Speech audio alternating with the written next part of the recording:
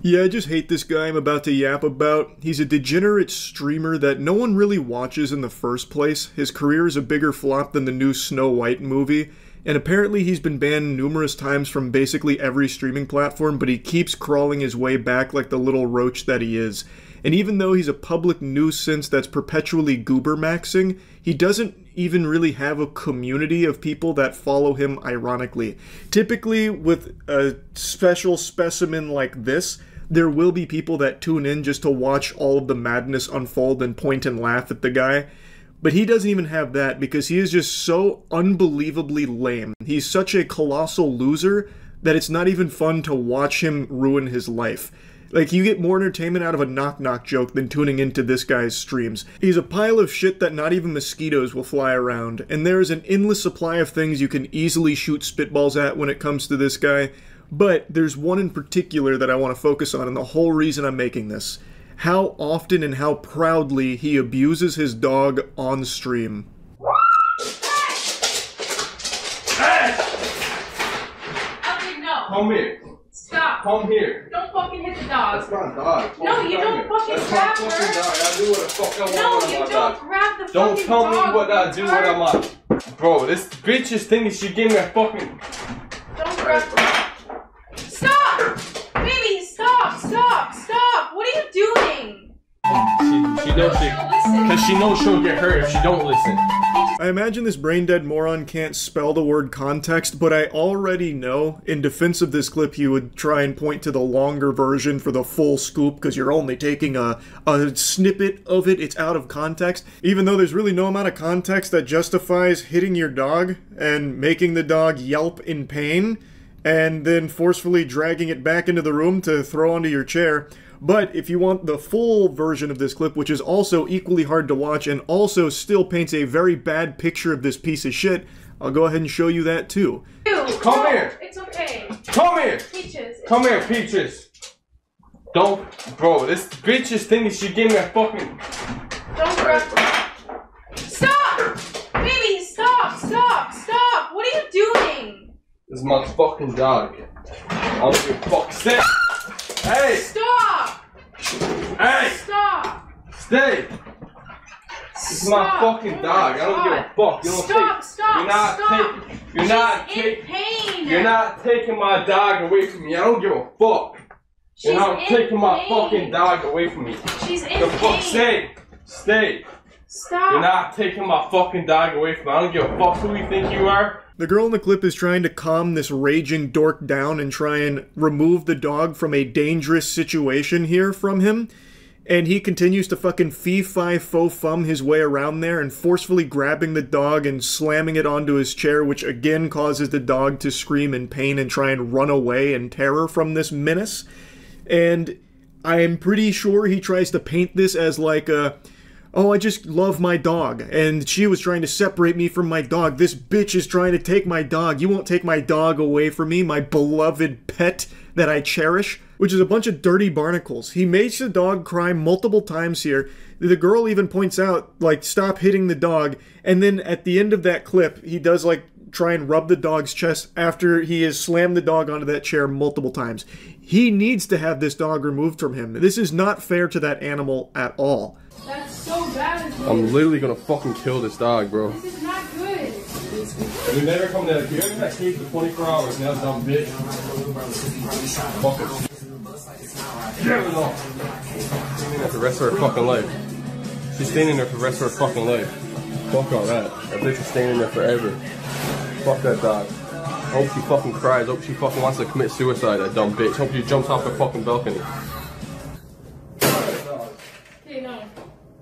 Wow, yeah, you can really feel the love. Regular old John Wick here with the amount that he cares for this animal. What a sane human being this is. It's fucking unhinged, man. In so many clips, this girl is constantly trying to get him to stop hitting the dog and stop, like, being really mean to the dog and, like, locking it up and threatening it. I will fucking kill you in front of everyone right here. I will fucking kill you. Right now, I will fucking kill you right in front of fucking everyone. I will fucking kill you. Alright? I will fucking kill you right here. I will break your fucking neck right here. Sit the fuck down. Dog, I'll literally kill this dog. I literally will kill this dog. This is why this is her fucking sit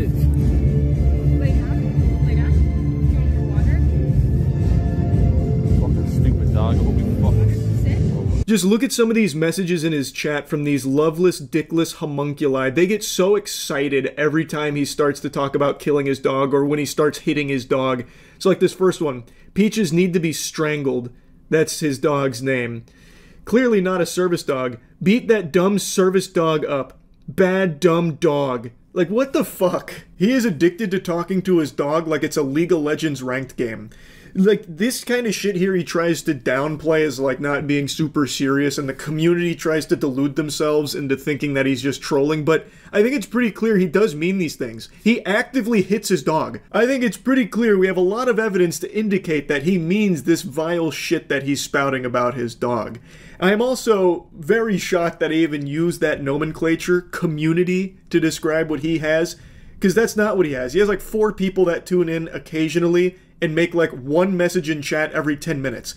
Like, you can see it for yourself. The proof is in the pudding. Somehow this brain-dead worm thought it'd be a good idea to post his dead chat on screen, and that shit is not moving. That's going at a glacial pace. You're seeing more activity on Yahoo Answers than you will in one of his streams, and Yahoo Answers has been shut down, buried in the dirt for like 9 years. I cannot believe that he even puts that up there on his own accord.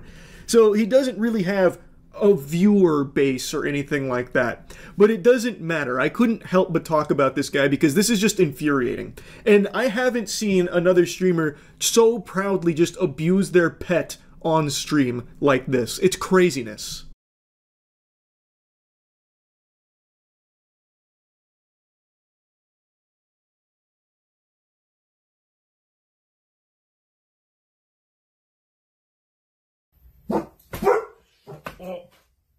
Give it up. Give it up.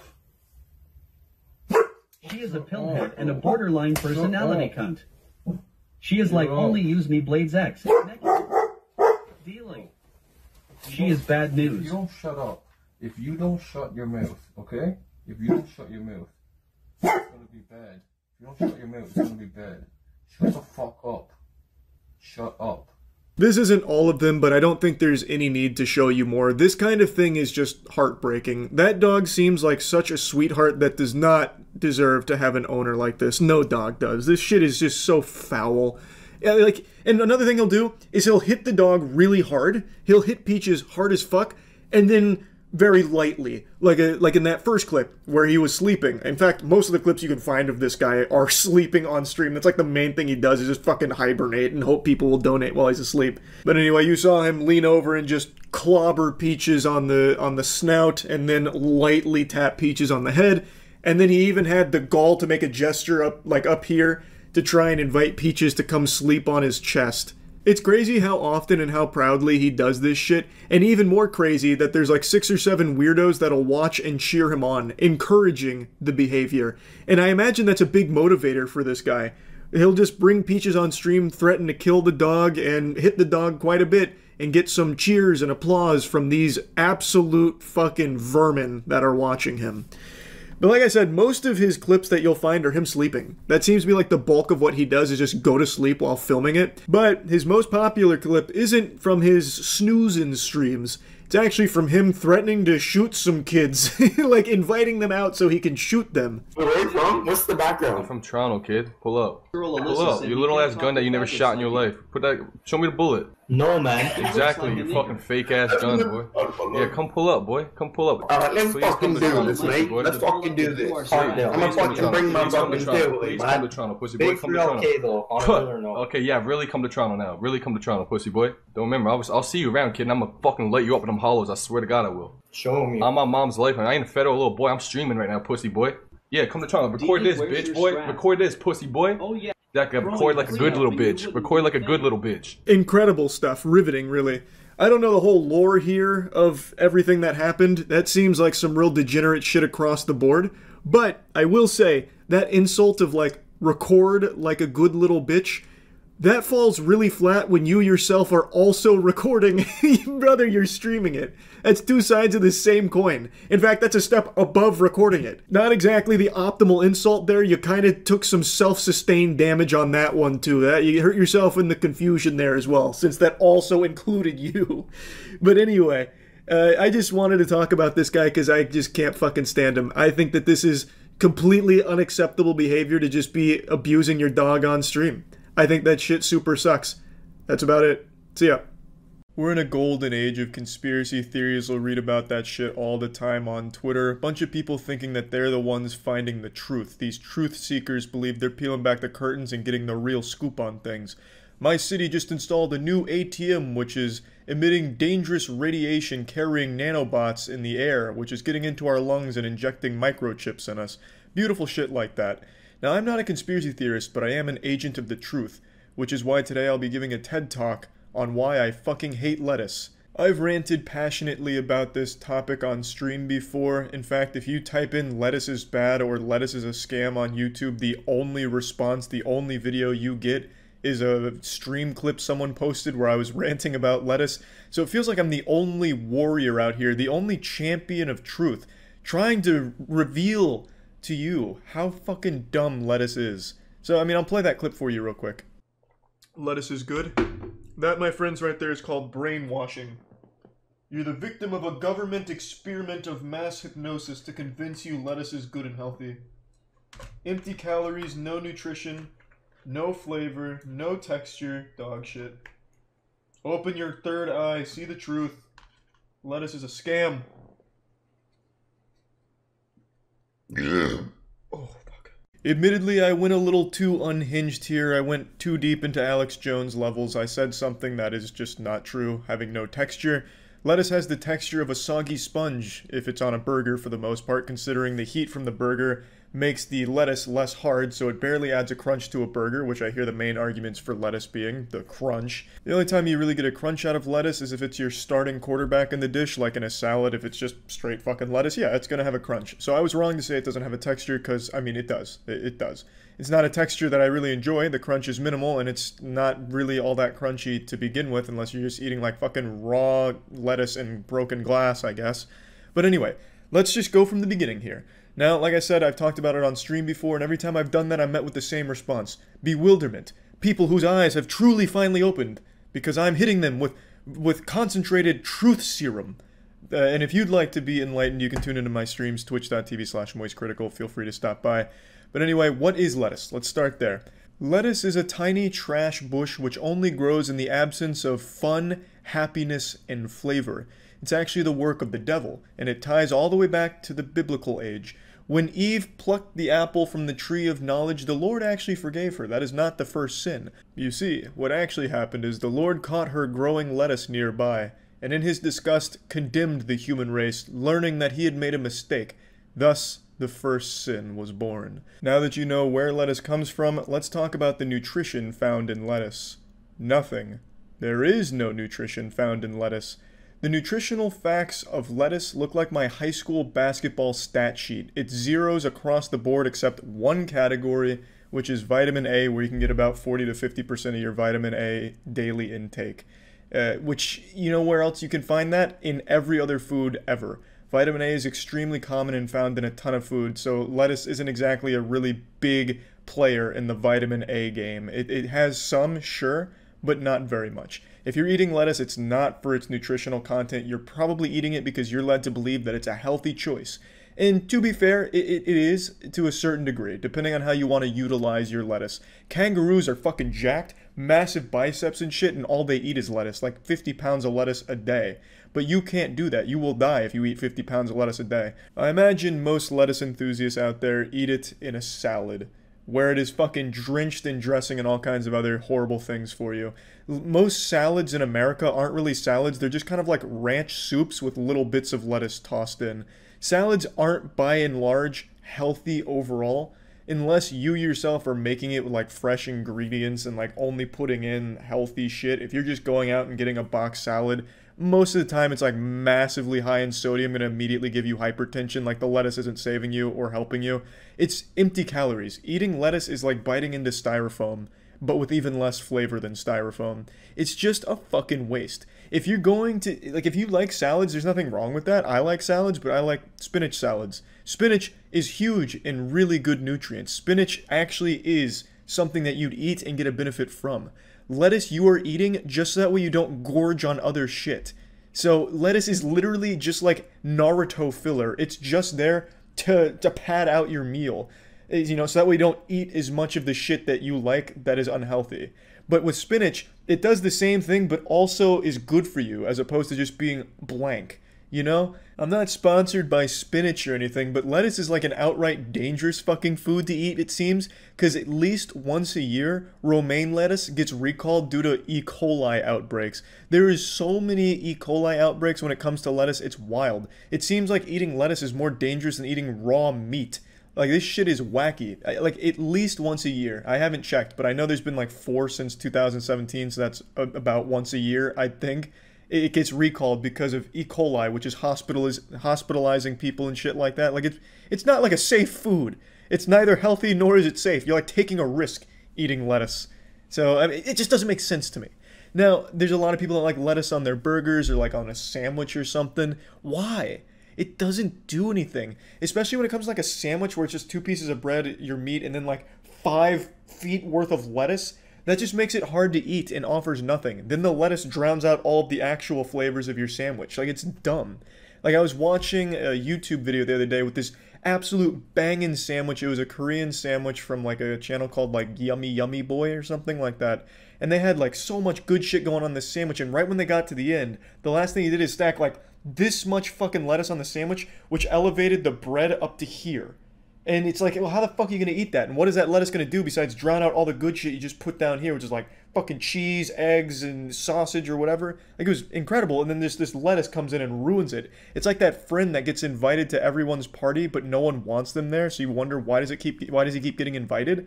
It's just a nuisance. Like, if you want to put a little lettuce on it, I mean, I guess that's fine, but even why do that? It still doesn't bring anything to the party. That minimal crunch doesn't make the sandwich taste any better. And it is a minimal crunch because the heat immediately starts to wilt the lettuce to begin with, so it's not like a very hard crunch. It doesn't bring anything. It doesn't help anything. I feel like a fucking crazy person taking crazy pills every time I say how dumb lettuce is. I don't get it. Why is it so popular? And I have an answer. It's because you are the victim of propaganda. That's right. Did you know 90% of all romaine lettuce comes from the same company? Did you know that? Interesting. What if they're putting some kind of psychedelic agent in the lettuce to convince you that the continued consumption of the lettuce is good for you? You see, now we might be getting somewhere. There has to be something sinister at play where the lettuce overlords have done something, like they have a wizard at the facility that's imbuing the lettuce with a spell that keeps people reliant on eating lettuce and arguing that lettuce is good. I just find it so hard to believe that this many people believe that lettuce is good for them or good for the flavor of anything ever, or like texture-wise. There's substitutes for the crunch in burgers or a sandwich. It's called onions. Like, that's the biggest one. Onions basically does the same thing, and no matter how hot your sandwich or burger is, the onion still gives you that crunch. I know there's a lot of people that don't like onions, so I'm just giving one quick example. There's still other substitutes, is what I'm saying. It's not like lettuce is the only thing in the world that has like this flavorless pseudo crunch. It's just, I don't get it. I really don't. And I wanted to vent about it because I can't fucking wrap my head around lettuce loving. Why? It's just a waste of, well, it's not even like, there's barely even fucking calories in it. It's just a waste of time. And it ruins sandwiches, goddammit. It does. It absolutely ruins them. I think what's bringing this out of me, this lettuce demon out of me, is after seeing that awesome fucking sandwich on YouTube be ruined by fucking 20 pounds of lettuce they slapped on it. That's probably what made me want to talk about it today. But anyway, yeah, fucking hate lettuce. That's about it. So yeah. If there's one thing you need to know about me, it's that this tooth, this one right here, that little bastard, is about 1 centimeter taller than the other teeth on that bottom row. And now, anytime you see my mouth open, you won't be able to unsee it. You're welcome. And the other thing you really need to know about me is that I cannot stand when people cause problems for customer service workers, in particular, fast food employees. I've made countless videos shitting on narcissists that are fishing for clout by exploiting fast food employees for views on TikTok or YouTube through pranks or just being a general nuisance, just a hemorrhoid on society. They're just normal people and they're getting paid minimum wage to deal with the most insufferable people on the planet. Just truly degenerate assholes, and my heart breaks for them. Fast food workers get abused more than a fleshlight. It sucks. And over the last week or so, there's been a new trend that has really blown up that once again just treats these human beings as if they're just NPCs, props for their TikTok and YouTube Shorts videos. It's filming your Chipotle order being made by the Chipotle worker. I'll get a bowl. Yeah, for to go. I'll get white rice with that. The idea is they're going to give you more food because they're on camera. And it spawned because people were starting to talk about Chipotle portion sizes being smaller than they used to be, which for the record I do believe. That is a conspiracy theory I'll put on the full tinfoil condom for, because I do think that's accurate no matter how much the CEO likes to dance around in delusion and pretend that that's not the facts of it. I do think it is true. I used to get a Chipotle burrito after every lift in college, and I had innumerable Chipotle burritos, and over the last 3 or 4 years I've been very vocal about the quality of the food going down, in my opinion, and definitely, like, when I get burritos now, it's significantly less than I remember it being back then. But I also think that's just kind of the industry norm, because I think the same thing about many other fast food places as well. But anyway, someone on TikTok came up with a cure to this small portion disease, and it was to just film these workers doing their job and kind of give them a bit of a hard time and nudge them on camera to give them more food. And this started to really pop off because a lot of people noticed that, oh, when they're being filmed, they give you more food. So that's the cheat code. That's the life hack. Rice blank or pinto beans? We'll do pinto beans with that. Pinto beans, any protein for you?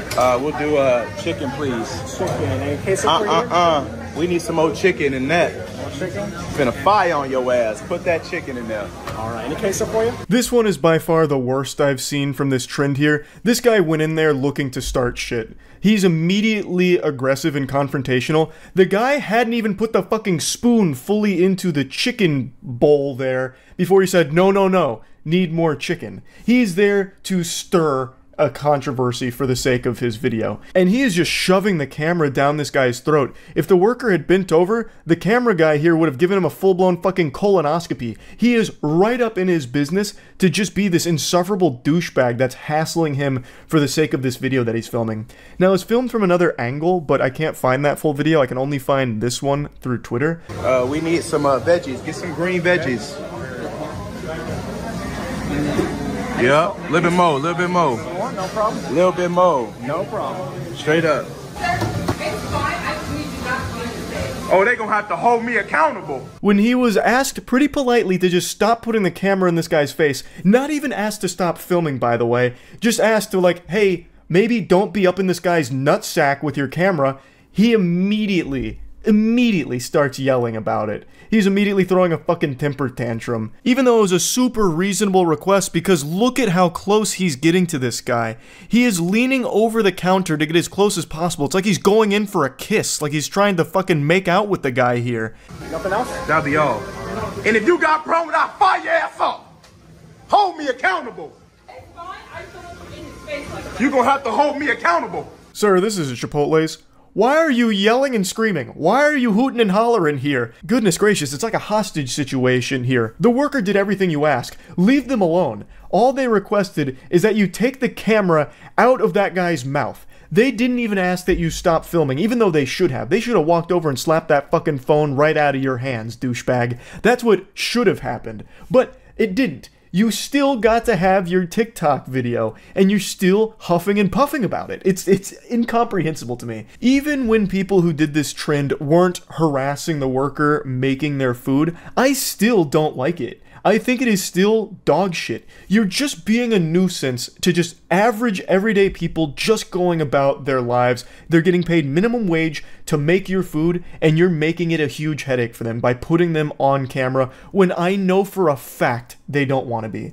The reason you're getting more food shouldn't be some kind of mystery. The reason is because no one wants to deal with being shamed online. It's not like these people are just drones, AI that are cut off from the rest of the world. These people have access to the internet, same as you. They know what this trend is. And they know if they give you anything less than fucking colossal proportions that could feed a family of 8, then they're going to get insulted in your TikTok video. So obviously they play along with it. Like, it shouldn't be surprising that you do get more food when you film the workers here and put this big spotlight on them. Because now you've turned it into a huge song and dance, and they want to do everything possible to avoid a negative situation with their life here that you have now thrust upon them for your own, you know, TikTok or YouTube short. I think it sucks. I think it is sucked from the very beginning.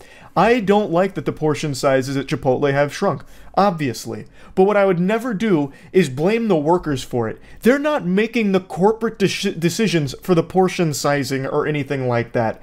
And if you do get less than you want, you can politely ask if you can have, like, another scoop or something. Like, that's just normal socialization 101. You don't have to resort to the nuclear option here. And that ain't no issue. Anybody in here can get it. Straight up. You can call the police. I ain't break no law. Wait, what? Whoa, why you lying like police? This guy's fuming so hard that he immediately gave himself amnesia and forgot that he just threatened the entire restaurant. She said, all right, I'm gonna call the police because you're threatening people. He's like, you're fucking lying! Who did that? Where? When did that happen? You're telling a fib. That's a tall tale. And I don't appreciate it, Buster. Even though, literally 5 seconds ago, he just threatened the entire restaurant for some reason. He's just having a full-blown voice-cracking conniption here in front of the entire Chipotle for this trend. And I still don't even know what there is to be mad about. He got big portions on his bowl. Mission accomplished. And he successfully made everyone in that restaurant's day a little bit worse. Yippee! Wahoo! That's great. So yeah, overall, I think that this filming Chipotle workers trend is garbage. I think it is just trash. I could bring up countless other examples because it's become such a viral hit here, but they're all so annoying. They're not nearly as bad as this one. This one is by far the worst I have seen so far. The only ones that I somewhat appreciate are the ones where the Chipotle worker gives them significantly less food because they're filming. I fuck with that. I think that's great. That should be the gold standard going forward here. You come in and you start filming the workers, well, I hope you enjoy 5 tiddlywinks of rice and 1 little glob of chicken. And that's it. Put a smile on your face and get the fuck out. But anyway, yeah. Don't like the trend. Hopefully the trend is over soon. That's about it. So yeah. This is a video I've debated making for the last week or so. For the first time in the 15 years I've been on YouTube, it's a video that I've actually been afraid to make because it's a dangerous topic. It's touchy. It's anime. And anime fans can get wild. They always say war is hell, but I think war is child's play compared to an argument with a weeb. I also recently learned about antimatter, and it's the only thing in the universe that releases 100% of its energy in like this devastating explosion. And that's also wrong, because weebs do that too when they find out that you don't like their favorite waifu. The point I'm making is, things can get very ugly when you criticize or talk about anime negatively. Expect an unholy, diabolical meltdown on Twitter attacking you for weeks for it. I still, to this day, have not heard the end of how wrong I am for not liking JoJo's Part 3 and 4 as much as I liked Parts 1 and 2. And I mentioned that a single time in a video over a year ago. So let that shit sink in. For what it's worth, I just finished Part 5, that shit slapped. Part 5 was great. So, let's get to what I want to talk about today. The main thing that I just dislike about anime. I'm sure all of you know by now, but I watch a lot of anime. You could probably guess that just by taking a single glance at me. If I walked by you in public, you would probably assume that I watched anime just by the way I look. I stared too long into the abyss of anime, and it stared back into me. I even bought a body pillow at one point, so, you know, God bless.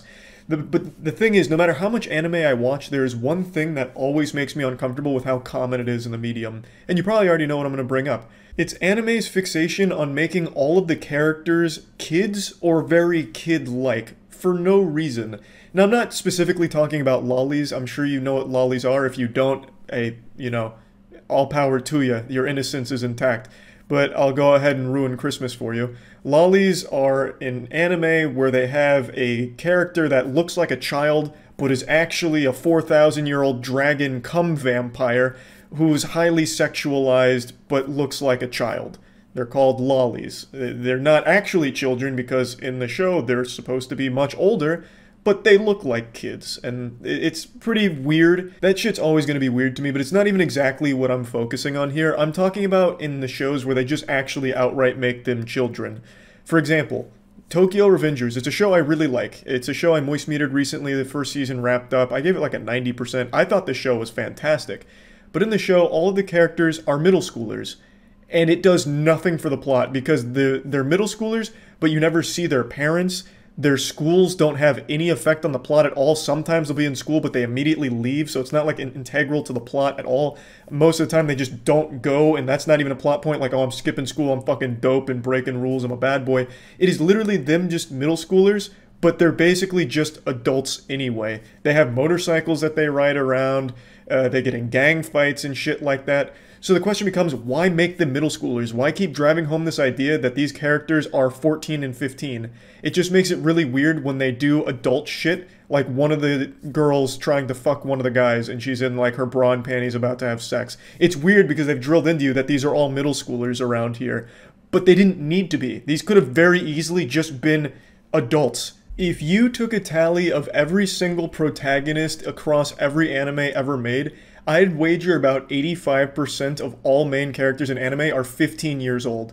That is the most common age of every character of every major anime, it feels like. But it never plays a role in anything, them being kids.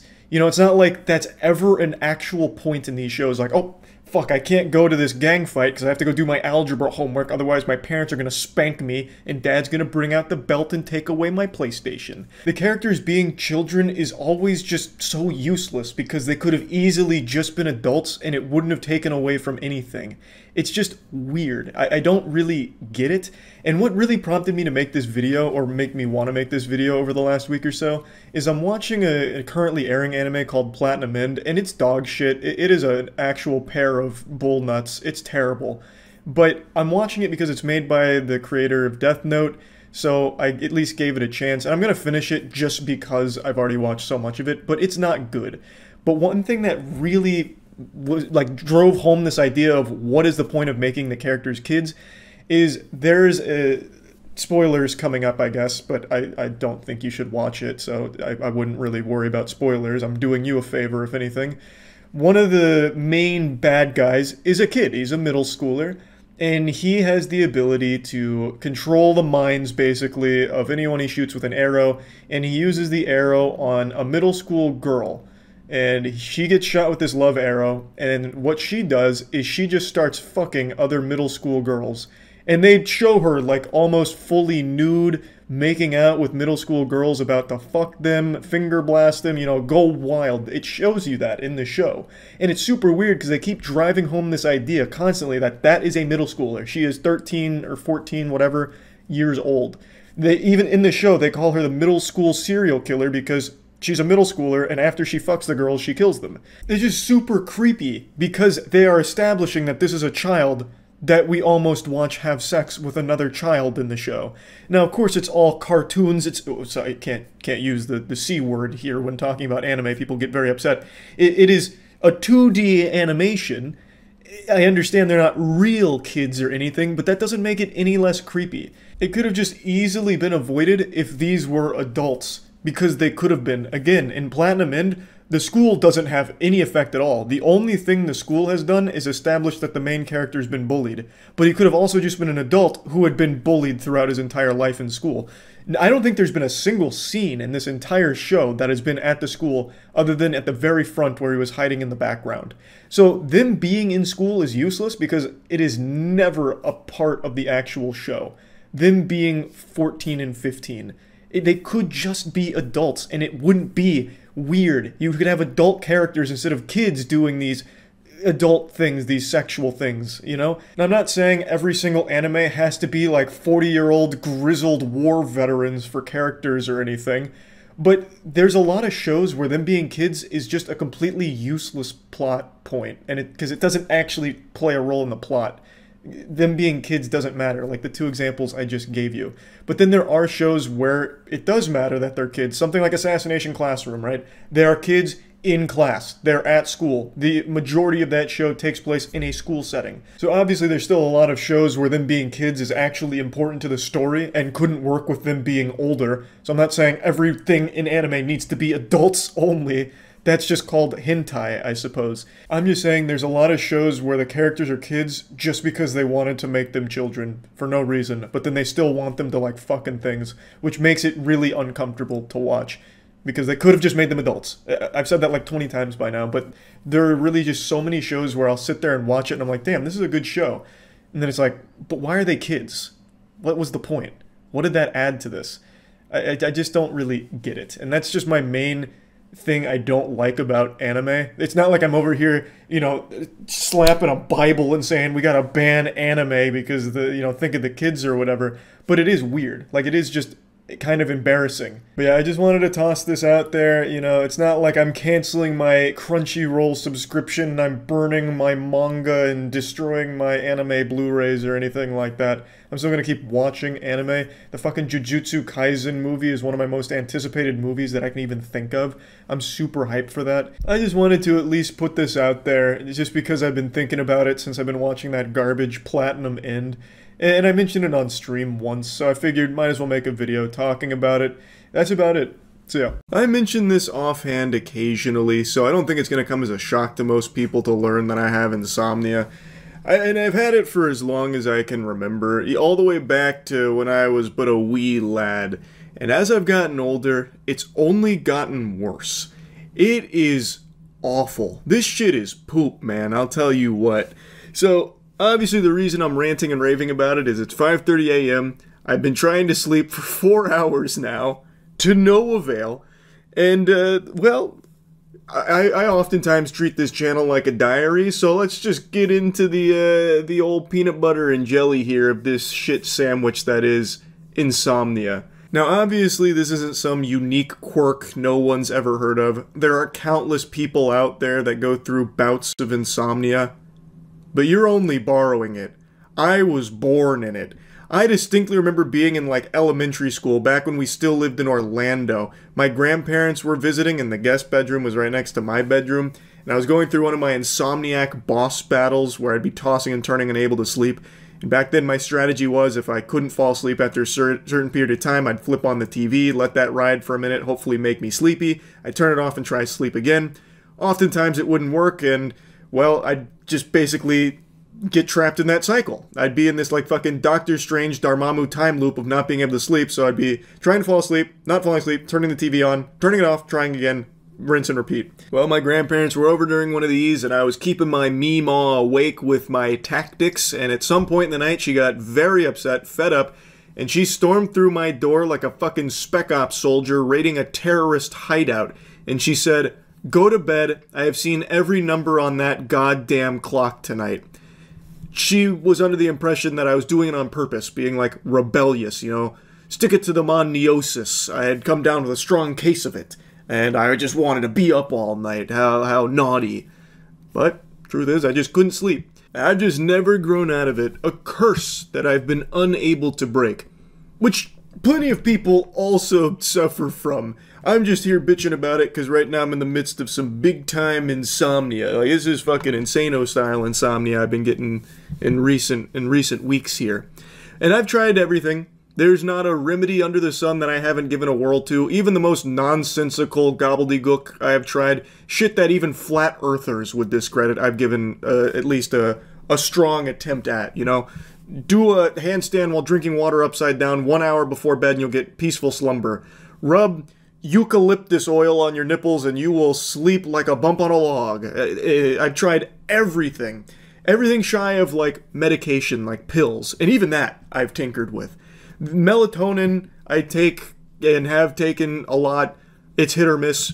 Sometimes it'll help. Most of the time it doesn't seem to do all that much. I've tried even ASMR. I don't think there's a single guided meditation video on YouTube I haven't listened to while trying to fall asleep. I've tried fucking brainwave alignment for better sleep therapy sessions online. Like the videos you listen to with like the sleep waves. Tap into the sleep chakra frequency. It'll align them in your brain and you'll fall asleep and have a good night's sleep. I've tried it all. That garbage, like I basically MK Ultra'd myself over the last few years trying everything, and it has still not done shit for my insomnia at all. I've even tried to study military techniques for sleeping on the battlefield. Like I've done muscle tensing and relaxation to try and fall asleep in minutes strategies. None of it works. It doesn't work at all. I'm like the fucking avatar of combining every possible thing that keeps you awake at night. There's so many different things that'll keep people awake, like being anxious, you know, like where your brain never just stops thinking, so it keeps you from falling asleep. That'll happen to me sometimes, even though I'm not really an anxious person. I don't really get anxiety or anything like that, but sometimes at night I'll just constantly be thinking of shit. I like, also restless leg syndrome will sometimes hit me. That's where like you feel like this sensation that you need to wiggle your legs around. You gotta, you know, fucking boogie down with your legs there, get them moving, which will keep people from sleeping. Like, all kinds of different things will happen when I'm trying to fall asleep. It's like a goddamn circus. Like, whenever I'm trying to get some fucking rest. It is tragic. Like, it is so unfortunate, because it is very unhealthy to not get sleep. I know how unhealthy it is, and that thought is something that also keeps me up, knowing full well that by not being able to sleep, it's making my health worse. And then that makes me angry. And then I get angry, and it stops me from falling asleep. And I'll just lay there for hours and hours. I'll turn on the TV, trying to fucking play a lullaby, anything, and nothing will make me fall asleep. It sucks. But what's really interesting is when the sun comes up, when we say goodbye, Mr. Moon, good night, Moon, and we say hello to the sun, well, then I can sleep like a fucking baby. Then I can sleep like a baby that just got some warm milk. I don't know why, but throughout the day, I have no problems sleeping. And I can sleep anywhere during the day. I could sleep standing up if you ask me to. I could just enter low power mode and just take a snooze. I could fall asleep on a bed of broken glass. I'm like a fucking vampire. I don't understand. And I've tried in the past to like use that, like maybe that's just the way I'm built, just built a little differently when it comes to that. So I tried like a nocturnal lifestyle for a little bit, where I did most of my sleep in the day, and like I just wouldn't sleep at night because I couldn't, but I just felt like shit. Like, I wasn't tired per se, but I just felt like shit. It feels unnatural to just be awake all night while you get your sleep during the day. Plus, sleeping during the day, I miss out on like a ton of activities and like being able to do things. Because what the fuck are you gonna do at 4 a.m.? It's just entirely inconvenient. The world is not built for that kind of lifestyle. So I've tried like other different, you know, phasic sleep schedules that other people that have like insomnia and different things try. None of that felt good. I always felt like completely drained. I felt like SpongeBob without water. It just wasn't working for me. Like, I would love to just be able to sleep at normal human hours, but I have so much trouble with it. Again, I've tried everything. Fucking white noise machines, white noise generators, all kinds of shit. And sometimes, like, I can fall asleep, but then I'm such a light sleeper that even the slightest noise, like if a cricket took a piss outside my window, I'd hear it and I'd wake up. And the second that I wake up from sleep, it is almost impossible for me to go back to sleep. Actually, that's what's happened tonight, and why now at fucking 5:30 a.m. I'm still awake. I went into bed pretty early, and I fell asleep for like an hour-ish, and then something woke me up, and now I haven't been able to fall asleep since, so I spent 4 hours fucking not being able to sleep. It sucks. It's no fun. I don't like it. That is another thing that really greases my ass, by the way. Being a light sleeper. Like, I don't want to be a super heavy sleeper. I think there's some benefits to being, like, somewhere in between, you know, in the Goldilocks zone between light and heavy. A medium. A medium sleeper would be great. But I'm such a fucking light sleeper. When I fall asleep, I turn into, like a UAV almost, where I become aware of everything around me. If anything's out of the ordinary, I immediately, like, I'm up. I get up. It's so wildly inconvenient. Such a terrible combination of not being able to sleep all that often easily, and then when I do fall asleep, I'm on high alert like a stealth mission NPC, like it's fucking Splinter Cell or something. So I fall asleep and all of a sudden I can hear my neighbor's heartbeat. It's trash. It is trash. And again, I'm sure a lot of people will go into the comments to recommend some remedies. I imagine I have tried all of them. Even if it's like a family secret that you've kept under lock and key, as like this hidden jujitsu, this hidden knowledge. I've probably tried it somehow. I've tried every herbal tea in the world. I've tried aromas. Sometimes I've tried falling asleep like you're hunting for ghosts, like incensing and shit. Like, there is so few sleep remedies I haven't tried, and they just don't work for me. It's so frustrating. Like, I don't know. I could keep yapping about this a lot, but I don't think there's any reason to. You get the idea. Insomnia sucks. I can sleep during the day just fine, though. But when the moon comes out, I'm a fucking insomniac werewolf. It is hard to get a clean, smooth 8 hours of rest for me. But here's something I will say. When, like tonight, I do finally give up on trying to go back to sleep or fall asleep when I realize it's fruitless, it does give me more time to do shit. So, like, I'll sometimes get extremely late night lifts in, which feels nice. Recently, I've been doing a lot of gaming for the new gaming channel, the Moist Critical Gaming one. I get a lot of gaming in at fucking 5 a.m. Like, I just posted Call of Duty 4 Modern Warfare, my full playthrough. A lot of that I played at times like this, 5 a.m. In fact, most of it I played at 5 a.m. when I couldn't sleep like 2 days ago. So, like, it does give me more time to do things, which ties back into something you've heard me preach a lot about. I think if we as humans could evolve past the need for sleep, we would be so fucking efficient, we would have already colonized the stars out there. This galaxy would be, we'd have, you know, humans in every corner of space by this point. We would have fucking solved faster than light travel if we just didn't need to sleep. Like, the amount of hours I feel I get by not sleeping in order to do other things is nuts.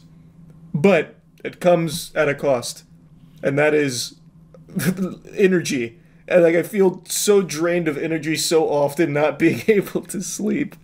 It is awful. It sucks. But should there ever come a time where we don't need sleep, we are going to be a very advanced civilization. Very much so. Like, my God. Watch out, rest of the universe. If humans didn't need to sleep, as a game changer out there in the cosmos. But yeah, I'm gonna stop yapping about it. I've already been yapping about it a lot here. It's just so frustrating. That's really about it. So yeah. I'm finally all caught up on Game of Thrones. I went through the whole show in a little over a week, and I just watched the newest episode, The Battle of Winterfell, and it cemented what I already suspected. Bran is the worst character in the show, and perhaps one of the worst characters I've ever seen in a big show. I'm not critiquing the actor. In fact, I think the actor does a decent job with the character, however stale the character is. At least the actor makes it kind of interesting sometimes. The character is just a lifeless fucking statue of uninteresting everything. He's like a black hole of fun or anything interesting in the show. He's so fucking useless and underutilized, it's insulting to every other character in the show that they have to share the same set as this character sometimes. This isn't me critiquing the actor again. It's just this character does nothing throughout the entirety of the show. In the beginning, you know, for the first 5 seasons, they hype him up as, you know, alluding to him being a very powerful presence in the show and perhaps even the difference maker in the war to come. You know, he starts seeing these visions, he sees the past, you know, he's got all of these potential things. He can take control of Hodor and fight. Those were really cool elements of the character that were sparsely utilized, but when they were, it was a treat. And then it keeps going, and then you see this is never going to play any role in the show at all, and it doesn't. Bran does nothing, absolutely nothing. He's a perpetual damsel in distress, and this cool power he has, being able to see everything, the only thing he uses it for is to give some one-liners every now and then to make a character feel bad. You know, like he'll say something to Jaime Lannister, the things I do for love, and then, you know, that's it, just to make Jaime feel like a dickhead. It's so dumb. It's a cool power on paper, but in this show, there's nothing it can be used for. Bran has done 2 things of note throughout the entirety of the show, of his own power, which is give Jon Snow his true background, what he actually is, and be bait for the Night King in the newest episode. That's all he's ever done directly. It's so fucking sad. It's so dumb. The second worst character is Rickon. Rickon's far more useless, I'd argue, and I think it's objectively a true statement, because if you look at the script for the whole show, like if you had every line from every character throughout the entirety of the 8 seasons, you would see Rickon had maybe 5 lines until he got killed by Ramsay. And it's so dumb because they hyped up Rickon in the first season as having the same power, like seeing Ned Stark in the crypt, you know? They hinted him having the same power that Bran does, and then he doesn't do anything. It's like they stole his fucking vocal cords away, and then sometimes they remembered that the kid was on the set, so they threw him in a scene every now and then in the background until they killed him. It's so depressing. I feel like the creator, George, you know, big boy George, you know, big cock, big wiener George, he had a good vision for Bran and Rickon, but, you know, when he forgot how to write books and the show kept going, the creators didn't know what to do with them. The showrunners had no idea what to do with Bran and Stark, so they never had a purpose. They killed off Rickon, but they had to do something with Bran. But they never figured out what to do with Bran except make him bait. That's his biggest purpose in the show, to be a useless fucking rock that serves as a fishing line to get the Night King to Winterfell and killed by Arya. Spoiler alert, but I'm sure if you're watching this, you've already seen the episode. So in the newest episode, Bran sits in front of a tree, and then he says to Theon, as the huge battle's raging, you know, he's like, Theon, I'm jacking into the Matrix, I'm going to go into VR and play some Beat Saber. Rolls his eyes in the back of his head, takes control of ravens, and then just flies the ravens to the Night King who's on his dragon, which does fucking nothing, because the Night King, as Bran already said, had marked him, and as according to Bran, has always known exactly where Bran was at any given time, thus the ravens do nothing. I think Bran took control of the ravens just to get like a better fucking view of the fight that was going on. You know, he wanted like a, you know, Zeppelin coverage, a fucking Goodyear blimp to get a good view of all the carnage. And then, you know, the Night King comes and Arya kills him. Bran does nothing. He is totally fucking useless. He serves no purpose. His power does nothing to push the show forward. The only good he ever is something to lure a bad guy to. It's so dumb that you would hype him up, you know, give him all this training with the three-eyed raven, who was a cool character, hint at him being able to affect the past, but he can't really affect the past, even though he kind of did with Hodor by accident. So, I mean, it's kind of in a little gray area there as to what he can even do with his power, but George, like I said, forgot how to write and decided to wipe his ass with the entire series, so we'll never know exactly what he wanted with Bran. But now, I can't imagine he wanted Bran to just be this damsel in distress that does nothing. It's really infuriating. It really is upsetting because I like his power as a concept, and I think it could have been utilized really well in the world. But instead we get this stoic, passive roast master who just uses people's words from the past to give them one little moment of self-reflection, which doesn't even do anything either. It's so shitty. It's really fucking shitty. Also, the newest episode, Battle of Winterfell, you know, the entire first half was damn near unwatchable due to how dark it was. I didn't like that either. Not Bran's fault. Maybe it was Bran's fault. I don't really know. But I was stupid. I just don't like Bran as a character. I can't imagine in the next 3 episodes before the show ends them doing anything noteworthy with the character, making him like some fucking triumphant hero. I thought, when I was watching the show, I got really into the show, I thought Bran would eventually become this incredibly powerful force who was the difference maker throughout all of Westeros. You know, he's fucking dual-wielding Excaliburs on the back of an elephant that lives off eating the flesh of men, and Bran's like controlling fucking dragons with his mind or some crazy shit, or like Charles Xavier style, fucking hacking into the minds of the plebeians throughout the world or something. I expected something big of Bran, but instead his moment of triumph is just being saved because he's useless. That is underwhelming.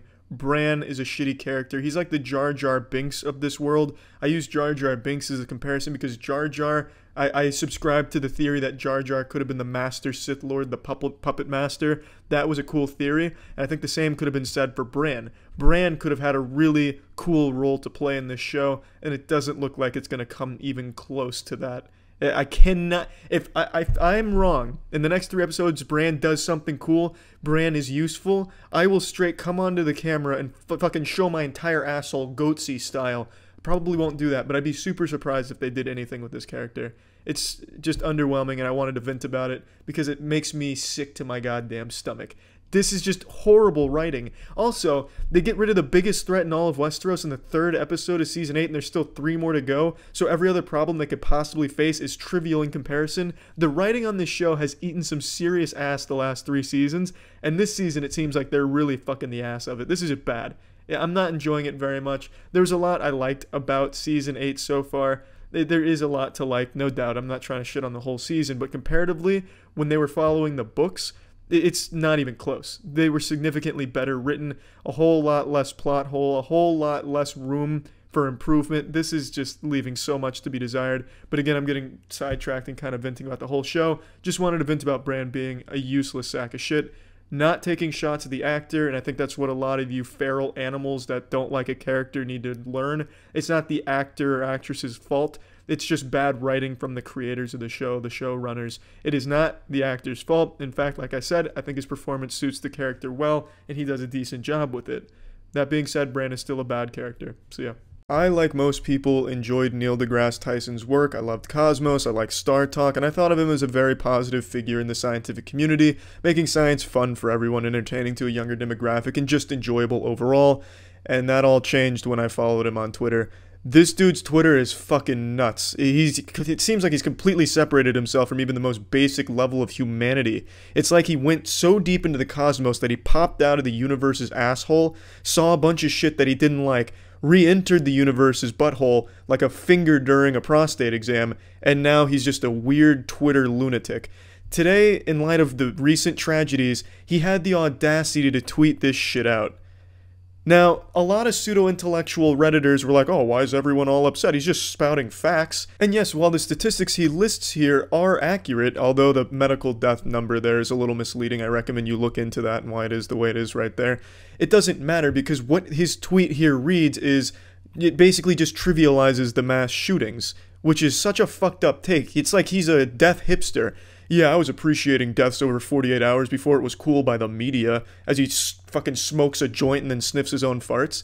It's such a horrible take on a tragedy, double tragedy. I just can't believe that he would sit there, look up the stats, because there's no way he knew it by memory. He just wanted to compare this to bigger numbers to try and trivialize it. Like, I don't understand what point he's making, to be honest. I guess the point he's making is people are dying all the time, but we only care when the media picks up on it. But that's such a weird fucking hill to die on, because the deaths he lists here, save for the deaths via handgun, are deaths that are actively being worked towards fixing. Shit that are accidents, literally accidents. The mass shootings were deliberate attempts to kill people. People going to Walmart to buy fucking yogurt and shit, getting blasted by a lunatic. I can't even believe that he would compare something like that to a car accident. It's unbelievable to me, and it made me so fucking upset, because again, I did like this guy. I haven't liked him for a little while because I followed his Twitter, but man, he is so disconnected from just actual humanity. It's sickening. It's a guy, he's like the real life Rick Sanchez with no humor about him or wit or really anything good about Rick Sanchez. The only thing he has from Rick is that he's into science and he doesn't give a shit about anything, I guess. It's just so fucking wild to me. This is actually something we talked about on the official podcast today. This basically boils down to that argument people make all the time, like, shit, I got a bad grade and, you know, I hurt my ankle so I can't play basketball. I'm not doing well. I'm going through some shit. And then your friend or someone you don't really know that well says, oh yeah? Well, there's people starving in other parts of the world, so think about that for a little perspective. You don't have it that bad, Cody. It's really not that bad compared to someone else. Just invalidating what you're going through, trivializing it because people have it worse. Which is incredibly fucking stupid, because no one has the right to tell you how you should be feeling. It's like the same thing with depression. Oh, why are you depressed? You have all this good shit going for you. By that same metric, no one should be allowed to be happy except for Jeff Bezos, because he is the happiest man in the world, so how could anyone else be happy? Oh, what are you happy for? Oh, you just graduated college? Yeah, Jeff Bezos has $100 billion. Why are you happy, pussy? Does that sound right? Let's get rid of happiness because no one's as happy and well off as Jeff Bezos. It's the stupidest fucking argument. It's downright deplorable. And it's exactly what Neil has done with mass shootings. Imagine him saying this to the families of one of the victims. Yeah, hey look, I know your son was just killed in this shooting, but did you know 200 some people are dying every 48 hours from suicide? You really shouldn't get this emotional just because it's a spectacle. Oh, thank you, Neil. Yes, I needed that statistical drop of wisdom right there. You telling me that makes it a much easier pill to swallow. Thank you so much, Neil, for your sage advice. You omniscient being of science. It's just, I have no fucking idea what you're doing with this tweet. I really just don't get it. It's so fucked up. I just can't believe that anyone would defend that complete lack of sympathy or really just lack of emotion in general. Here's some cold hard statistics that are in no way related to a mass shooting, but these are bigger numbers, so bang, I'm just gonna jerk that off onto Twitter, enjoy my science, dick. I really just can't stand this guy anymore. His whole Twitter is like this. The tweet right underneath this one, the one he tweeted before this, also grinds my nutsack to a dust as well. Fucking mortar and pestles it into a fine powder. It's about a poster for a horror movie that has a snowflake on it, and Neil deGrasse Tyson gives this little, oh, this is a very accurate snowflake. Oh, if I was an elementary school teacher, I would be giving this one an A+. It is the most scientifically accurate representation of a snowflake I've ever seen in my entire goddamn life. It's amazing. What a snowflake. That's his whole fucking Twitter feed. He is literally the meme of, well, actually, as he wiggles his finger into a conversation. That's his whole goddamn Twitter. I know he had that viral tweet a while back, you know, when Lord of the new Hobbit movie came out, and he's like, hey, well, if the hobbits were actually this short, their digestive tract would be very small, and their shits would be only about 5 centimeters long. You know, get a load of that. They wouldn't be taking big shits at all, and their feet couldn't be that big. It was just stupid garbage nonsense. And not even a week ago, Neil deGrasse Tyson was snorting lines of coke and tweeting, melting down about the fucking Disney Frozen 2 snowflake not being an accurate representation of a snowflake. And then he, you know, makes this whole hoopla about it because, God forbid, an animation be a little bit different in its representation of a snowflake. So Neil deGrasse Tyson's just the preeminent expert on all things snowflake related, and shame on Disney for not contacting him about how it should look in their movie. I don't know if this was supposed to be a joke, but it doesn't read as a joke, it doesn't work as a joke, and then he goes on to like justify him criticizing it and wanting it changed. So he clearly didn't frame it as a joke. He was just like, hey, this is fucking wrong, and I'm Neil deGrasse Tyson, so I'm putting my whole fucking dick in here. And I just don't get it. This man doesn't understand like humanity anymore. All he understands is garbage, Twitter garbage, and shit like that. He's a shit poster, an edgelord shit poster now. I just don't know what's gone on. He's just become, well, it's not even he's become, his whole Twitter's been like this, but he's just this fucking Twitter asshole, man, and it's super sad. But he's been like a harmless edgelord. Like the Disney Frozen 2 shit, that's pretty trivial in comparison to his tweet today. That's just downright evil in my opinion. Yeah, let me go ahead and take this stance on it where only 34 people died. Look at all these other people that have died over 48 hours. Pretty silly in comparison, right? You guys only care about the big spectacles. You're such a fucking asshole, Neil. You really are, man. Just take a step back and realize the kind of shit that you're saying and how it comes across. I really don't even know your intention behind the tweet. Some people are saying, oh, he had a good intention behind it but framed it wrong and phrased it wrong in a bad way. But I don't see how that's ever a good intention, to point out other problems that people are aware exist and are actively trying to work on, whereas mass shootings in the US are a huge problem that no one really has a solution on. So what's the point in comparing the two? There's no overlap. Yeah, they're both problems. That's the only thing they have in common. It's just so insensitive and fucked up. That's about it. So yeah. Piotr Zarek. I'm saying the name out loud immediately at the start of this video so that way I don't forget how to pronounce his name. I'm sure I'm going to fumble it later on, but at the very least you can say I got it right once. Anyway, he has made such a colossal fool of himself that he has torched not only his reputation, but that of his company as well. Piotr Zarek, Piotr Zarek, it's crazy how quickly I already forgot how to say his name, Goober, is a Polish CEO and multi-millionaire. He is the CEO of a company called Drogbrook. And I think I pronounced that incorrectly as well because I made that sound like a Warhammer 40k weapon. And right now he's like one of the most hated people on the planet for a clip that just went insano style.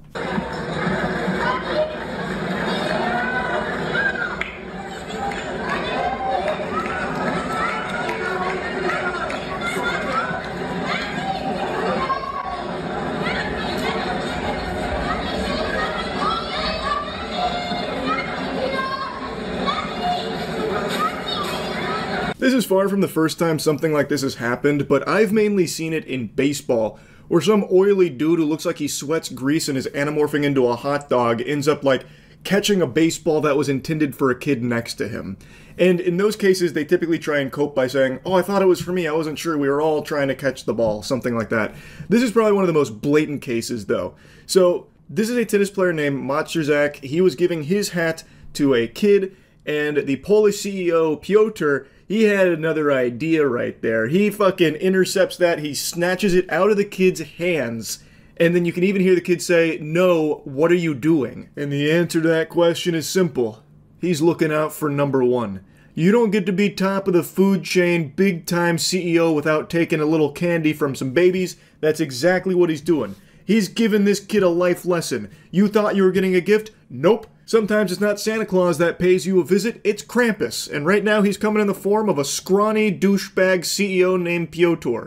And the story has a much worse ending for him than it does for the kid, because this blew up to such an incredible degree that Matrzak was able to actually learn about it and then meet up with that kid later to give him another hat as well as an autograph, so the kid got to meet him and everything. Meanwhile, Piotr receives the ire and all of the tomatoes thrown by the entire world, and his company is now going up in flames because of his behavior here.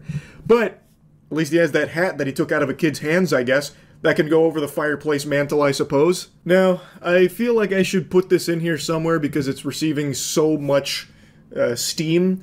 There is allegedly a statement from Piotr himself. There are even some outlets reporting this as like an official response, but I can find no evidence that Piotr or anyone that represents him actually made this statement. This to me feels like that initial Coldplay CEO situation where after he was caught cheating, there was a statement put out on his behalf even though he had nothing to do with it and it ended up being completely fraudulent and false. That to me feels like what this is because it is so comically villainous that I just don't believe it, and I can't find like any actual evidence to support its authenticity, but I'm gonna put it here anyway because everyone seems to be talking about it. I would say take this with a grain of salt. I'm not convinced this actually comes from him. This is what people are claiming is the original, and then when you translate it, you get this. The recent incident at the tennis match has caused a disproportionate online uproar. It's all about the famous hat, of course. I love that statement. Like, even though I think this isn't real, I just love the famous hat. As if it's like the #1 soda drink hat from SpongeBob with Smitty Werbenjansen, whatever his name was. Yes, I took it. Yes, I did it quickly. But as I've always said, life is first come, first served. I understand that some people might not like it, but please let's not make a global scandal out of the hat. It's just a hat. If you were faster, you would have it. Regarding online hate, I remind you that insulting a public figure is subject to legal liability. All offensive comments, slander, and insinuations will be analyzed for the possibility of taking the matter to court. In the end, chin up, hats off, less venom, more sportsmanship. Like I said, I don't actually believe this comes from Piotr or anyone who represents him. I think it's just a bunch of fish paste here. It's too over the top. And someone like Piotr, a multi-millionaire CEO, would absolutely have a lawyer or a PR firm put out a statement on his behalf that definitely wouldn't have, yes, I did it, and yes, I did it quickly. If you were faster, you wouldn't have lost it. If you're not first, you're last. Though that would be a crazy twist if this is actually real, and that's the statement they made. Adult reflexes are faster. I was just... You know, evolution chose me to be the recipient of that hat. If that kid was meant to have it, well then he should have acted quicker. Grow up, nerd. Could have been your hat if you were half the man as me. Like, I would be very shocked to learn that this is real. I really think it's just way too over the top. And it seems like it is meant to be in your face and like eye-catching and incendiary.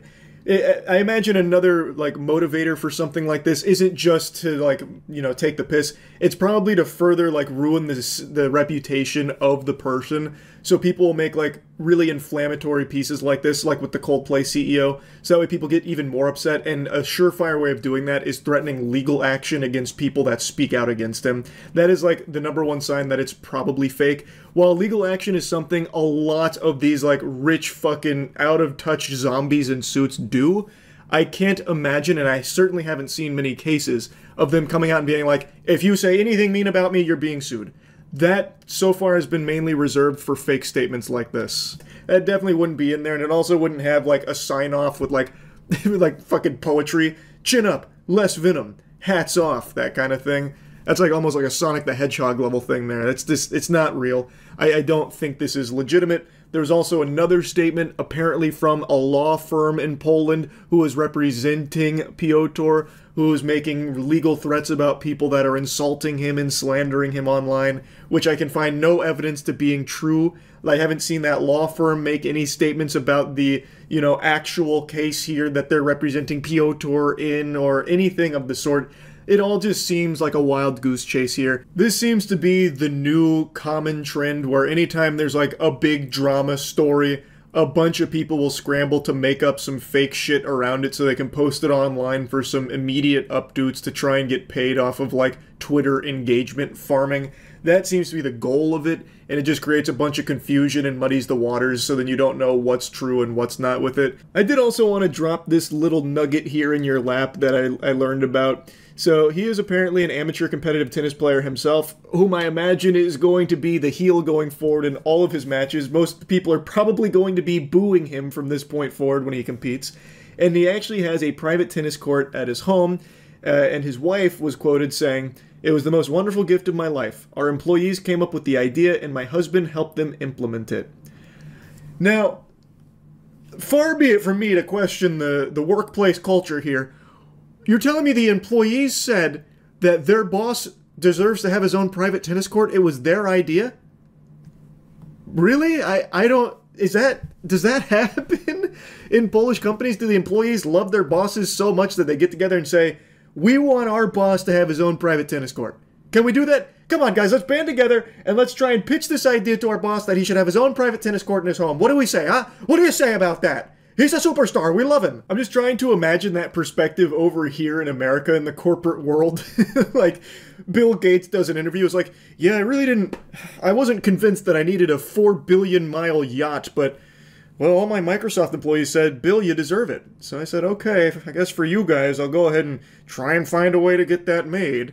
I don't know, it just feels so weird to me, that statement. I mean, maybe the employees really do love him and they all banded together to try and help him with the private tennis court as like a good idea. I don't know.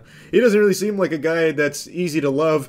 He's literally taking a fucking hat meant for a kid at a tennis court in front of everybody. No shame at all. Even when the kid's like talking directly to him, he just ignores the kid, pretending he can't hear him. He doesn't seem like really a great guy that a lot of people would cheer for and be behind, but I guess maybe this is just one of his lower moments. Maybe he didn't even see the kid there. Maybe he thought the hat was meant for him. And the resistance from the kid, maybe he thought the kid was trying to steal the hat from him. Who knows? Maybe there's a perfectly reasonable explanation.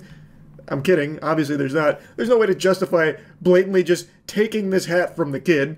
I don't know. The guy seems like he super sucks. Anyway, Piotr, big douchebag. That's about it. See ya. I stream often, and boy howdy do I put on an exquisite show if I do say so myself, but don't just take my word for it, ask everyone that shows up. When you come to my streams, you get to see me without my makeup on, you get me raw, you get to hear me pee when nature calls, and you get to hear me rant. And one of the things I love to rant about is how much insurance is a scam. In particular, health insurance. Surprise, surprise. My feelings on it are no secret. I've screamed it from the mountaintops for a couple years now. I think I've only made like 1 or 2 videos on it, but stream regulars are probably tired of hearing me bitch about it. But can't help it. I think it is one of the most diabolical, corrupt, evil industries that operates in this country right now. It is deplorable. I think it is a Schmeckeldorfing goblin that's taking people's money and eating their ass, waiting for them to die. You pay health insurance providers for years, and then when you need them, you ask them to help with something major. They do everything in their power to not do that. Their job, their goal, and they even use AI now to help with this, is to deny these claims. That's where they make their bread and butter. You pay them for one purpose, and their goal is to find ways of not doing the one thing they're designed for. It's like if you bought a washing machine that only sometimes decides it'll wash your clothes, but it picks and chooses which ones you're allowed to wash inside of it. It's so stupid. But the reason I'm talking about this is because I am somehow still surprised at the depravity of this industry. United Healthcare just threatened legal action against a doctor who recently went viral when she was talking about how United Healthcare pulled her out of an active operation in order to ask her if an overnight stay was really necessary. I'll go ahead and play that clip before we dive into this threat from United Healthcare. I just did 2 bilateral deeps and 2 bilateral tissue expanders for patients. And I've never had this happen before, but during the second deep, I got a phone call into the operating room saying that United Healthcare wanted me to call them about one of the patients who was having surgery today, who was actually asleep having surgery. And, said I had to call right now. So I scrubbed out of my case and I called United Healthcare, and the gentleman said he needed some information about her, wanted to know her diagnosis and whether her inpatient stay should be justified. And I was like, do you understand that she's asleep right now? And she has breast cancer. And the gentleman said, actually, I don't. That's a different department that would know that information. And I was like, well, she does need to stay overnight tonight. And you have all the information with you because I got approval for this surgery. And I need to go back and be with my patient now. But yeah, it's out of control. Out of control doesn't even begin to describe it. My moose knuckle is out of control when I slip into a pair of joggers. This is beyond out of control. This is just disgusting. It's just disgusting.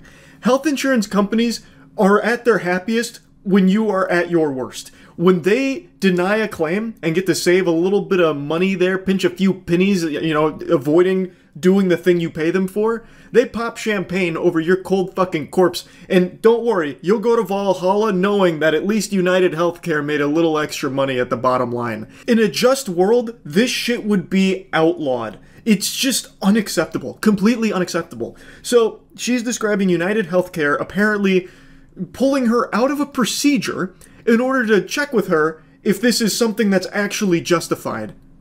Yeah, asshole, it is justified, I would think. And also, now you are putting the patient at risk, interrupting an active procedure. It's craziness. It's craziness. Just actually flabbergasted by this story. I'm spitting. I don't know if you could see that. I actually just, it was a water fountain of spit there. So much saliva. Point is, this doctor was in the middle of a procedure, and United Healthcare made her stop so that way they could see if they could find a way of denying this claim, which eventually they did, by the way. They did deny that claim, allegedly. That claim, it did get denied. Shocker from United Healthcare, the health insurance company with the most denied claims in the nation. Also, now that there's this prevalence of AI to help deny claims, they're getting even more efficient with it, something I'm sure they're very proud of. It's unbelievable. I've already talked about that video quite a bit on stream, so I'm not going to dive too deep into it. You can see the lunacy. You can, with your own peepers, your own functioning frontal lobe, you can watch what the doctor's saying there and be pretty outraged by it. Justifiably so. Now, United Healthcare is slapping back saying that it's a load of hooey. This is all just dirty barnacles. It's a false claim, and the doctor's spreading misinformation, and so they're threatening her with a lawsuit about it. We're going to go through that because, well, United Healthcare doesn't really have the best reputation when it comes to telling the truth. And it's just a shocking move from them to play this hardball here in the wake of everything they've been going through. Their CEO got banished to the Shadow Realm not that long ago, and people are still celebrating that. And the company, instead of trying to, like, take that as a message of, like, wow, people hate us for some reason, maybe we should, like, reflect and see what we can do to be better, they're instead being worse. They're actively being worse. It's like they dislike that people don't like them, so they're trying to give them even more reasons to hate them. Like, oh, you guys already don't like us? Well, fuck it, we're gonna stop pretending to care. Scorched earth now, we're not paying for shit. I honestly wouldn't even be surprised if United Healthcare initiates a new protocol where they start stationing agents at every hospital in order to monitor everything and just deny shit on the spot. Like, nope. I wrote this down on the clipboard. It's only 2 broken legs. The morphine will not be covered by us. Unnecessary. Not justified. And then going into every surgical procedure. Stop everything! Halt! Halt! We're denying this one. This surgery is just, this is frivolous. It's a frivolous surgery. The patient is more than capable of living his life without a liver or a kidney. So why are we doing this transplant? This is ridiculous. Denied. Denied. He's faking it. He's faking it. Anyway, though, let's dive back into the meat and focus on what the actual topic is here today. So that post came from a surgeon, Elizabeth Potter. It blew up on TikTok and Instagram, and now UHC, well, they're pouting. They're really upset. So they're accusing her of libel, and also there was some threats of legal retaliation if she didn't comply, which was taking the videos down and issuing a public apology. They wanted her to grovel at their feet, kiss their little tootsies, and basically say, I was wrong about everything. They accused her of knowingly sharing misinformation and also hosting threats against the company's executives because people in the comments were obviously making references to the assassination. Your claims are false. You clearly know they are false. You falsely laid the blame for your office's error on United Healthcare publicly, unleashing a firestorm of dangerous misinformation. We expect you to promptly correct this publicly by removing your videos and posting a public apology. The cease and desist has been reported by Bloomberg. Also, United Healthcare hired the preeminent defamation law firm Claire Locke, which has a really impressive resume in defamation cases. Hey, big fuck you to Claire Locke. You should deny this one. Of course they're not going to. They're going to try and hose United Healthcare for all they're worth in this defamation case that they're mounting against a surgeon who is just spreading the word about how fucking corrupt this company is. Now, she did post on her Instagram saying, I recently shared a video after I was asked to call United Healthcare from the operating room to answer administrative questions about the patient who was having surgery to treat breast cancer. Despite my efforts, they denied her stay. Wow. What saints over there at UHC really looking after the care of their clients. That's, wow, man. The benevolent gods over at UHC. We are so lucky that we get to suckle their bosom, and they take care of us. They help us in our time of need. That's so lovely. Denied her stay. That's so fucking par for the course for this company. I spoke out because this has simply gone too far. I'm sharing United Healthcare's letter to me in its entirety. I'll let it speak for itself. My words were true and the situation was absurd. I followed all safety protocol and my patient was with my co-surgeon who continued operating. I had requested an overnight stay for medical reasons. This was not an error on my part. I also think most normal, rational people would also think that probably an overnight stay after a very serious breast cancer surgery operation makes sense. That tracks. That doesn't seem like they're trying to get one over on United Healthcare over there. I feel like that's definitely something that's super justified, but hey, United Healthcare, they've got AI now helping them out to deny these claims. Like, they're really good at this shit now.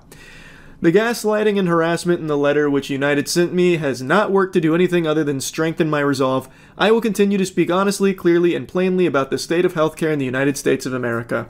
That's great news that she's not folding to this intimidation. I really hope this goes her way. I believe her story. And do you know why? Because there are thousands of horror stories with United Healthcare. Ask anybody on the street if they've had a positive experience with their healthcare provider. I would imagine you'd be hard-pressed to find a single, even lukewarm response like, oh, it was okay, I guess. No, it's almost always entirely negative with these companies, and United Healthcare is legitimately, statistically, provably the worst one. They have the most denied claims. If you gathered every grain of sand on planet Earth and piled it all together, it probably wouldn't even amount to the amount of denied claims United Healthcare is responsible for at this point. It's just out of control. Completely out of control. So yeah, I just had to rant about this again. I could not believe this when Matt sent it to me, that United Healthcare has the fucking chutzpah to threaten this surgeon after she spoke about her experience with an absurd situation with this company. Unbelievable. That's about it. See ya. I just said thank you 50,000 times. Don't believe me? Why don't you play that back at 0.00001 speed? Thank you truly though for 50k subs. It's pretty awesome. That's big. Congrats, Gunner. Against the entire population of Atlantic City, New Jersey. They had that one coming. But content houses, the lucrative business model of the 21st century that promises aspiring teenage influencers fame and success with just one trade-off. You have to live in a giant fucking mansion and make TikToks. At least that's what it looks like on the surface. Silly spoiled children and your silly spoiled dreams. However, this shady business goes deeper than one might expect, with the same industry players causing problems time and time again for everyone involved, often ending in a house's ultimate demise. Today we're answering the question, why do all content houses fail? Or at least most of them. I wasn't going to get your attention by titling the video, why do 98% of content houses fail? They all fail though. I can't think of any that back off. Just not off the video. Keep watching. In the world of social media. I'm going to speculate before Gunner gives us this scientific explanation. I think the reason the content houses fail is because the influencers living there eventually just get tired of being around each other and move out, and it fizzles out. A slow bleed. The Sidemen survived? Yeah, true. Okay, fair. But that's more of like a content group, not just like a central content house, I would argue. I'd say Sidemen transcend just a house. Same with OTK. Again, OTK is more than just a house. They're like a full group. Like, I wouldn't ever say those are content houses. They're just content teams. When I think of Content House, I think of like Hype House, Team... Was it Team 7? Or was that the group that made Worms? What was Jake Paul's group called? Team what? Team what? Team 10. Yeah, Team 10. Cloud House. What was that really fucking stinky TikTok one that wasn't the Hype House? It was the other one. That was like the Bryce Hall group or some shit. What were they? They had like a whole reality show. Sway? Was it Sway House? I don't remember. But yeah, I think the reason all that shit fails is just egos clashing and they eventually just get tired of being around each other. Say I'm an asshole. Basically are saying take it until, you know, a tragedy happens, which is going to happen here. Well, that guy was wrong. Still no tragedies. Except for the fact that they still exist, I guess. A little trailer action? I've never done that one before. I'm personally fired up. And me right now, I haven't even made the video yet. I hope Future Gunner delivers on that shit. Fucking try, man. The idea of content houses is nothing new. Just look at Team 10, Hype House, Sway House, Clubhouse. The Sway House, unfortunately, launched and still tries to sell Sway pre-workout products as if the house is still running. Boys, I hate to break it to you, but I don't think people are going to buy from a brand that's based on you guys living together when you guys don't live together. Also, your fan base are little girls. They're definitely still buying. Energy bars, sheesh. With that said, let's meet Tyler Pauly. Tyler, thank you for coming today. It's an honor to have you. Oh my God, who put that there? How did that? I'm so sorry. I don't see anyone else here. It wasn't me. That's really embarrassing. I hope we can get. Don't feel embarrassed. Don't feel embarrassed. He looks like Machine Gun Kelly. We'll move forward. But like, bump in the road. You were one of the founding members. You know, the parties, the trash, the neighbors. I left before that. Way before that. Also, real quick, question in the chat. I noticed this tattoo on a bunch of dudes these days. I actually think it's a pretty cool tattoo, but what does it mean? Why do so many dudes get this forearm tattoo that's just like a dark tree? What is it? Where did that come from? I first started noticing it like 5 years ago, and it's still getting just more and more popular. Cock veins, I guess? Veiny cock. Cock vein. Well, like... So it started because of cock veins? That's how it got popular? I mean, I know it's a tree and shit. Like, I'm not confused at what I'm looking at. I'm just wondering, like, why... Who made it popular? But it does look fine. Like, I actually think it's a cool design. I was just wondering. My household raised me differently from others' households. So it's like, it's a huge equation for disaster. Because it's just a bunch of us young, reckless kids living in a nice house, doing all this cool shit. You made it to LA, pretty cool. This is your moment. It's time to shine. Let's ruin the neighbor's day. Jeff and his wife live directly next door and say night and day they're dealing with large gatherings, loud pool parties, and non-permitted film shoots. Cars constantly speed up and down outside their home, and their Nest Cam captures the parties spilling into the street, partygoers drinking, getting intimate, and even defecating. The girl who squats in the street starts to pee, so that's always good. Well, that's not defecating, that's urinating. What kind of fucking clickbait is this? The news lady said defecating. That means fucking shitting. Not tinkling. I hate false advertising. Unbelievable. Amber Heard showed up. True. Dropped a little Amber turd. I used to... To literally 7:38 in the morning. This could have all been avoided if they just invited that guy. Seems like he wanted to go. Morning, she finds used condoms outside her house. Okay, even my empathetic party self is feeling pretty bad for the neighbors at this point. 9 consecutive nights of partying, even people that went to both weekends of Coachella are wincing at that. But once again, you that's a lot. That's like biblical. Like 40 days, 40 nights of rain. Collaborative TikToks and videos as possible. So it only makes sense that the new... I got bit by rats from their place and had to go home early to Seattle because I was gonna get rat bite fever. Of course, the house tried to deny these claims for PR's sake, but it didn't help when one Drip Crib member uploaded a TikTok with a dead rat visible in the pool behind it. When we visited the house, one of the young men seen in the videos came out at one point. Hey, stunt rat. Asked about the parties, said there had been none, and that, quote, we're just kids. And I think that statement kind of says it all. They're just kids. They're really, really stupid, them. And then you also have the influencers and the content house manager that represents them. For the Hype House, this is Thomas Petro. For the Clubhouse, this was Daisy Keach. And for the Drip Crib, this was a guy named Devion Young. The sole biggest thing that can bring down a content house is having the wrong person in this position. And oh boy, is Devion Young a case study on being a bad pick. We have a whole bunch of Karens and racist neighbors. They have threatened us with violence, which is on, you know, online. The videos are out there. They threatened us. Can I see one? Racist comments. They verbally assaulted us and they physically assaulted us. They've even sprayed water from a water hose at us. So you guys need to do your homework before you guys believe stuff that random people say on the internet. Right, okay, so interesting strategy here. Take his word for it. A random person on the internet. Flip it and blame the neighbors for being mad at you about the continuous parties and actually claim that they physically assaulted you. You know how I can tell he's lying and his neighbors didn't actually assault him is that, remember, this is what they looked like. They're all over 70. If Grandpa and Grandma here were to attack you, you could end their life with a single karate chop. They even... You don't know that. Hold on a second. Let's not be selling Jeff Oken short here. That guy looks like he's seen the birth of the universe. This guy's been around the block. That man could throw some lunchbox hands, no doubt in my goddamn mind. He actually reminds me of my neighbor back when I was a kid. When I was a child, my parents had these neighbors that were fucking crazy.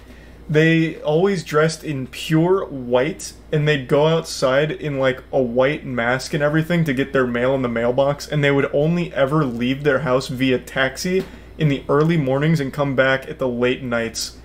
But it was fucking cool. They looked pretty much like that guy. So that's pretty... It might even be this guy. So that's pretty nostalgic. KKK. No, it wasn't like white hoods. Like, when I say mask, I mean like a half mask. Like what people wore, like still wear out in public. That's what they would wear over their face. Like for dust or something. Because they'd sweep their driveway really often. Yeah, they're fucking wild. That's a cult. It might have been part of a cult, I couldn't tell you, but it looked pretty much just like that. Sometimes they spray us with water.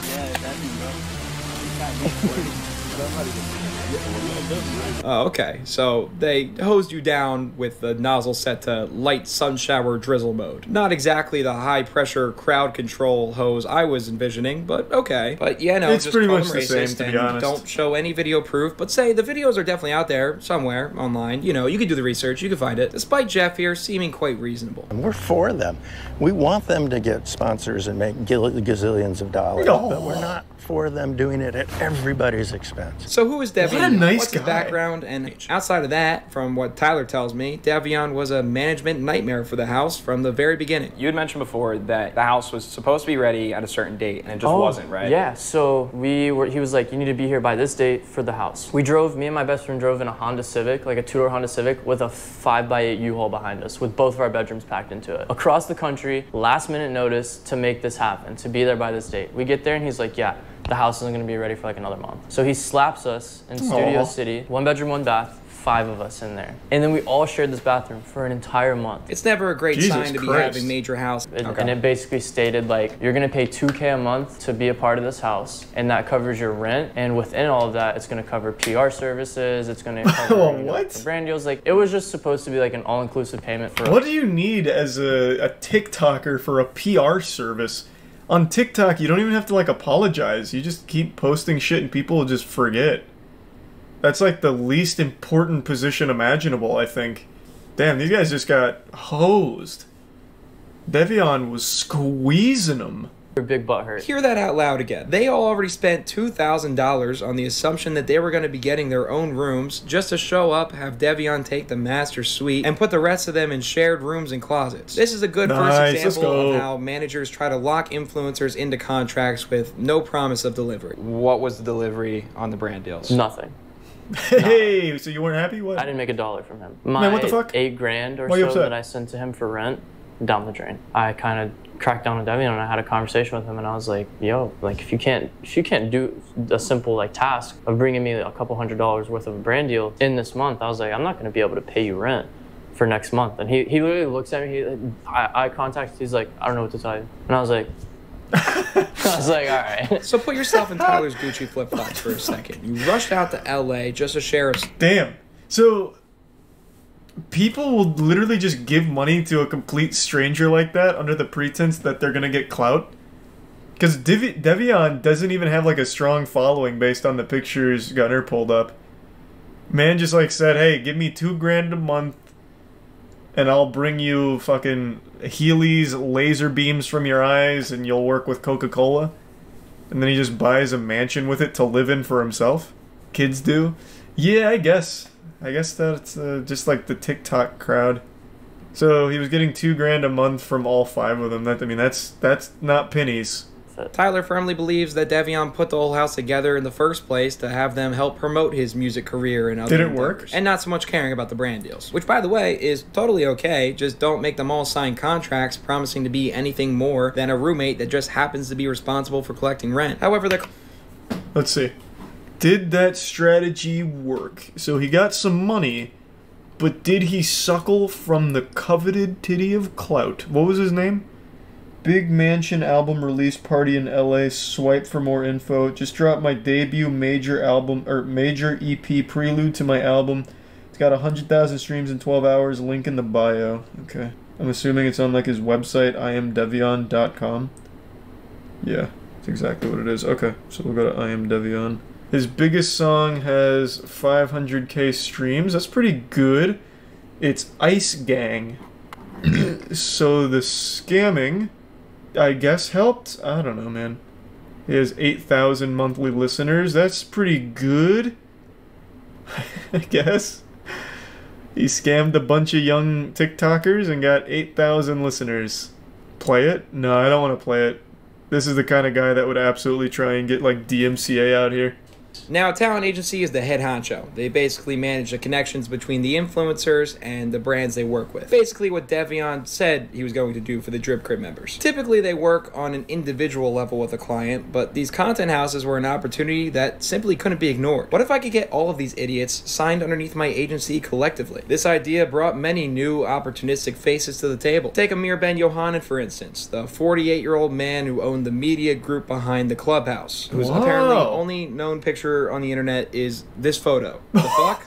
To quote Amir, he thought of TikTok as kids messing around and looked down on it. But how did he secure all of those big his children TikTokers? were with the world, he decided he wanted to cash in on what he saw as a modern-day gold rush. Swear to God, he I'm would not later Dan have Schneider. allegations made against. One member claimed in response to telling him that they felt overworked, he said, "You guys are probably on your period," which is so bad. Imagine you send your 15-year-old daughter out to LA to make it big, and suddenly she's being yelled at by a 48-year-old man named Amir Ben Yohanan. Again, only picture of him that exists on the internet for not making enough content. And actually, her being upset is because she has a vagina. Look, honey, we got a schedule to stay on top of, okay? You're not overworked or overstressed. You're probably just on your menstrual cycle. Thanks, Recep Aman. But the content cycle stops for nobody. Now make me some goddamn TikToks. I want to start a new internet trend called the Amir Challenge, where if you unjustly upset a woman this week, I want you to look her into the eyes and say, did I really do something wrong, or is it just that time of the month again? And it should, I think, go over really well for you every time, I think. Now, while probably a pretty effective is strategy, typically honestly. in the business of Brittany Broski, who went Thank mega you, both viral sisters. for her kombucha tasting TikTok, was approached by super Ari, sweet. I appreciate allegedly that. DMing her, "Have you made any money?" I'll translate to malicious talent agency language. That means, how much of that shit can I take? Brittany ended up signing a contract with Ariana, and 9 months later realized that she wasn't getting paid from any of her brand deals. She would go on to say that Ari was withholding some $23,000 in fees, and that she was even squatting on her domain, BrittanyBroski.com. What a good one name. of the housemates. Virtual squatting.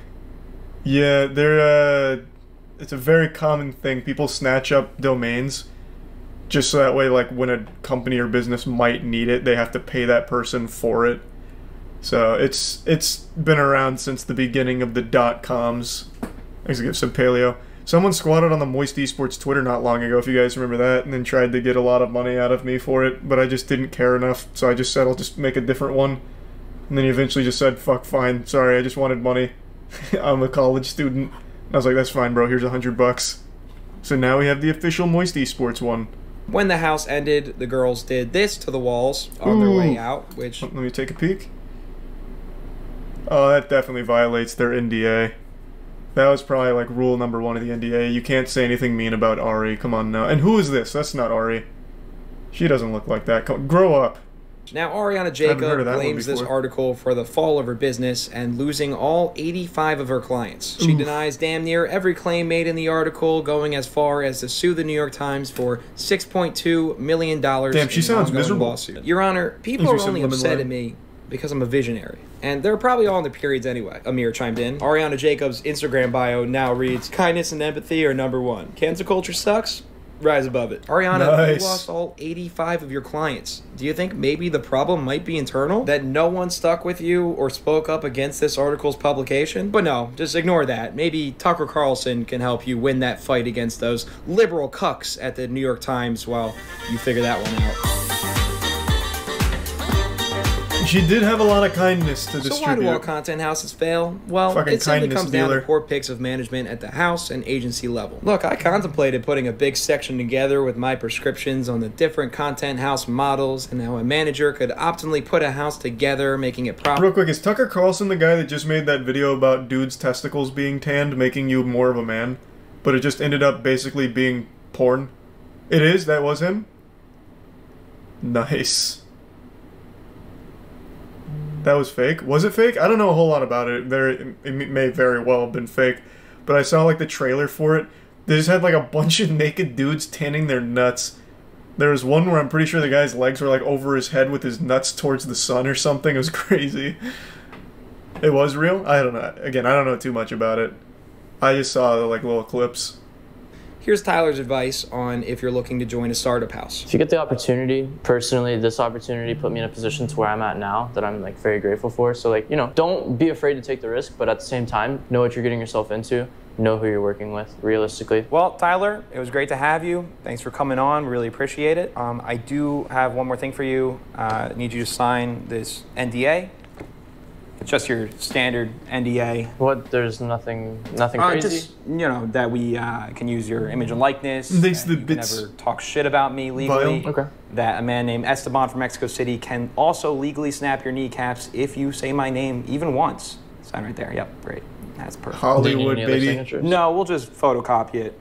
It looks like a pretty hefty NDA. I mean, I don't really have time to look through this shit anyways. No, yeah, of course. Influencers don't. Huge shout out to Tyler Pauly for helping out with this video. That was nice of him to do that, though, for sure. That he didn't have to, so please go show him some support at Tyler Pauly on Instagram. I'm sure he'd appreciate it. Once again, for the full, much longer interview with Tyler, it'll be posted to my Patreon for all member tiers to watch. At the time of this video's release, if it's not up now, it will be very shortly. Subscribe and follow me at Gunner Klein on Instagram to apply to join my content house called The Gunner House. And no, I'm not open to changing the name. Another banger. Good shit, Gunner. Overall, I'm a pretty calm guy. It takes a lot to make me mad or angrily cry into an anime waifu body pillow's tits. But that being said, there are certain things on the internet in relation to YouTubers, streamers, and shit like that that just really bruise my ballsack. The first thing is something that really just became a big thing on the internet that I've hated for a long time, but now people are being more exposed to as they get closer to the shit pile that is internet egotistical assholes. It came to light with the whole makeup community on YouTube's drama, Tati, Jeffrey, James, all that garbage.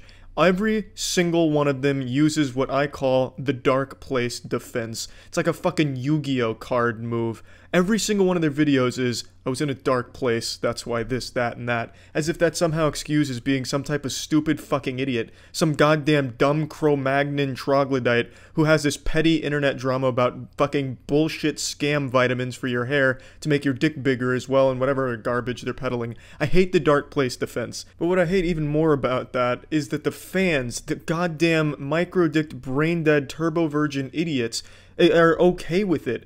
These fans are barely more functional than zombies, but instead of shouting for brains, they're shouting their favorite dumbass YouTuber's name. I don't know how fans are okay with their asshole they support saying, I was in a dark place and that's why I did all these awful things.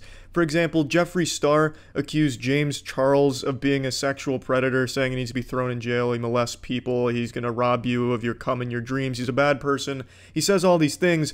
James Charles proves he is not those things. So then people go to Jeffree Star to prove it, because he said he can prove that James Charles is awful.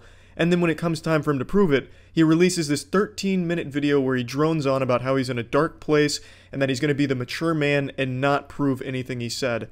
So that's an actual crime, Jeffree, you fucking idiot. But what's awful about that is the community cheered him on. All of his fans are like, wow, Jeffree Star is amazing. He decided to be the bigger man and falsely accuse James of all these things and then not back it up and then have the audacity to play the victim. Wow, Jeffree, you're a hero, man. That's like going to court and then just saying, you know what, I'm going to be the bigger man, I'm not going to prove this man's guilty.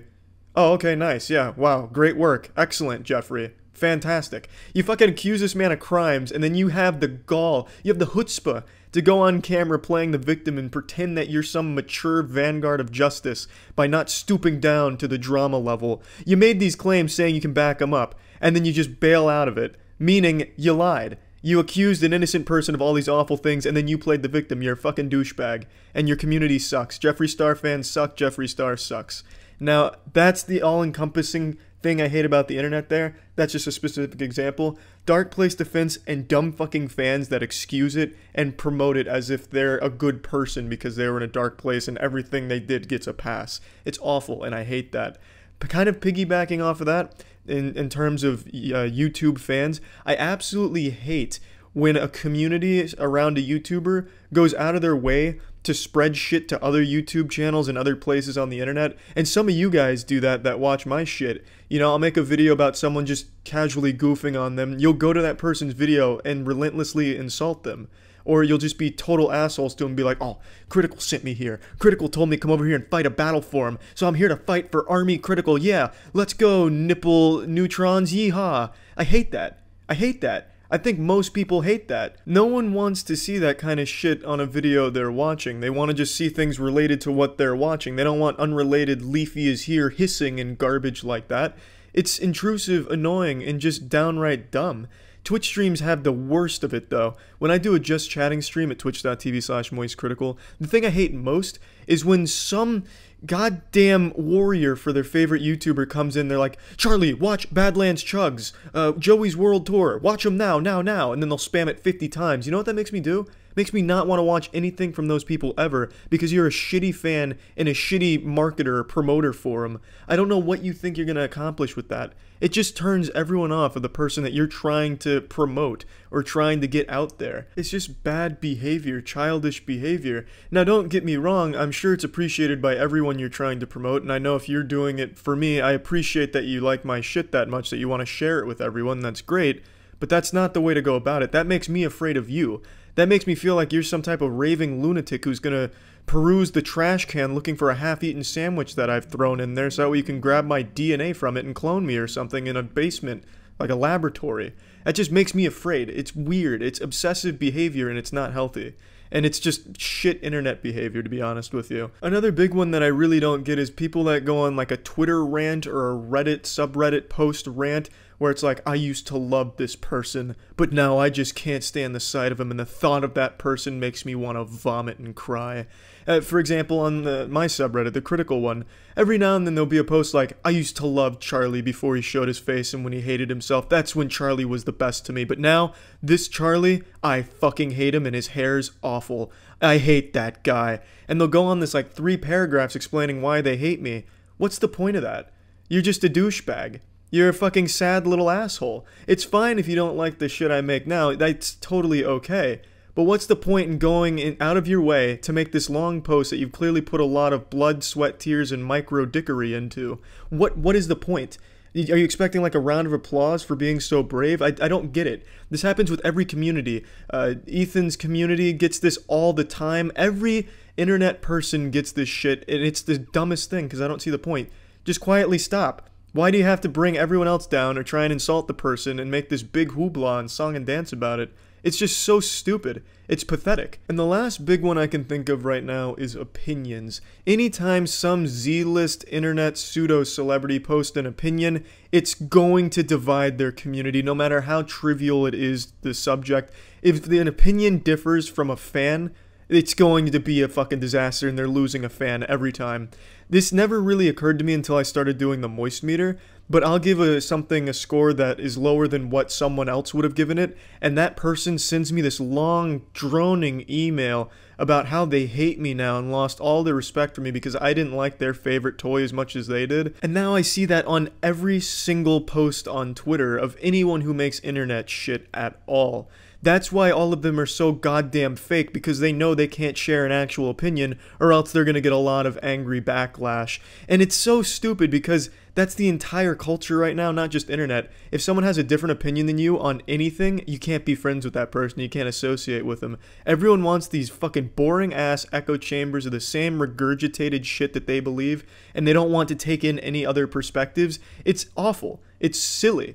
And with the moist meter, now I see it more than ever, because everyone thinks something is better or worse than you do. Not everyone's going to share the same perspective on a certain thing, except for John Wick 3. I think everyone agrees that's probably the best action movie ever made.